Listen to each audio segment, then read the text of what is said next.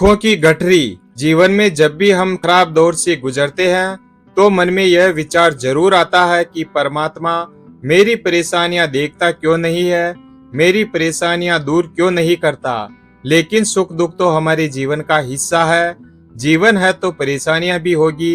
एक आदमी की अपनी तमाम परेशानियों के लिए भगवान से शिकायत पर आधारित है यह कहानी। आकाश अपनी परेशानियों से जूझ रहा था। उसे लगता था कि एक अकेला वही संसार का सबसे दुखी व्यक्ति है। सिर्फ उसी के जीवन में तमाम मुसीबतें हैं। उसको भगवान से इस बात की बड़ी शिकायत रहती थी कि भगवान ने संसार के सारे दुख उसके हिस्से में दे दिए और फिर सब कुछ भूलकर भगवान अपने कानों में रुई लगाकर सो गए हैं। आकाश सोते जागते भगवान से प्रार्थना करता और फिर कभी भगवान को दोष देता तो कभी खुद को कोसता रहता। भगवान है कि न तो उसकी विनती सुन रहे थे और न उसके उलाहने। अब आकाश बेचारा करे भी तो क्या करे। एक मुसीबत खत्म होती नहीं कि दूसरी आ जाती।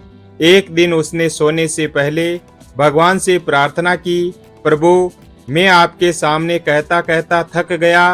अब और मिन्नतों की इच्छा नहीं है। बस अब एक अंतिम बार कह रहा हूँ, कृपा करके मेरी प्रार्थना सुन लीजिए। अगर आपको मेरे दुख नहीं मिटाने हैं तो कम से कम इतना तो कर सकते हैं कि किसी ऐसे व्यक्ति के दुखों से मेरा दुख बदल दीजिए जिसके जीवन में मुझसे कम दुख हो। हमेशा के लिए नहीं तो कम से कम कुछ महीनों के लिए ही सही, थोड़े दिन के लिए मुझे भी कुछ राहत मिल जाए। अब भगवान ने आकाश की आखिरी इच्छा सुन ली और उसे उस रात सपने में भगवान के दर्शन हुए। भगवान बोले, बालक मैं तुम्हारी प्रार्थना रोज सुनता था, पर मैं उनके ऊपर ध्यान ज्यादा दे रहा था जो तुझसे भी ज्यादा तकलीफ में है। खैर तुम अपने सारे कष्टों को विस्तार से एक कागज पर लिखो, फिर एक गठरी बनाओ और शहर के मुख्य चौराहे पर जाकर उसे टांग कर आ जाओ। आकाश हड़बड़ाकर नींद से जागा। पहले तो उसको बिल्कुल यकीन ही नहीं हुआ कि सच में भगवान आए थे और उन्होंने उससे यह सब बातें कही है। फिर उसने सोचा कि आजमाने में क्या हर्ज है, क्या पता इससे ही कोई रास्ता निकल आए। उसने भगवान के दिए आदेश के अनुसार अपनी सारी परेशानियां अलग अलग कागजों पर लिखी। इतनी परेशानियां लिख डाली कि सच में कागज का ढेर खड़ा हो गया और उसे गठरी में ही बांधना पड़ा। अब आकाश ने अपनी गठरी उठाई और पहुंच गया चौराहे पर। लेकिन वहां पहुंचकर चौराहे का नजारा देखकर अचंभे में पड़ गया। उसने देखा कि चौराहे पर तो पहले से ही लोगों की लंबी लाइन लगी हुई है जो उसी की तरह अपने अपने दुखों की बड़ी बड़ी गठरी लिए आ पहुंचे हैं। आखिर यह चक्कर क्या है? सब कुछ उसकी समझ से बाहर था। अभी वह इन विचारों में ही खोया था कि तभी एक आकाशवाणी हुई। उसमें सभी को अपनी गठरी को चौराहे पर लगी अलग अलग खूंटी में टांग देने का आदेश हुआ। वहां पर बहुत सारी खूंटियां पहले से ही बनी हुई थी। सभी ने अपनी अपनी गठरी टांगी और फिर ईश्वर के अगले आदेश की प्रतीक्षा करने लगे।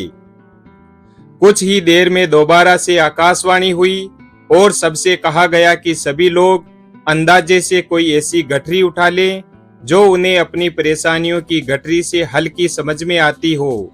अब उन्हें वही दुख भोगने होंगे जो उनकी चुनी नई गठरी में दर्ज होंगे। आकाशवाणी सुनते ही सभी हल्की से हल्की गठरी को पकड़ने के लिए दौड़े। सबके साथ आकाश भी नई गठरी चुनने के लिए भागा। खूंटियों में टंगी समस्त गठरियों को घूरता हुआ वह काफी देर तक अंदाजा लगाता रहा।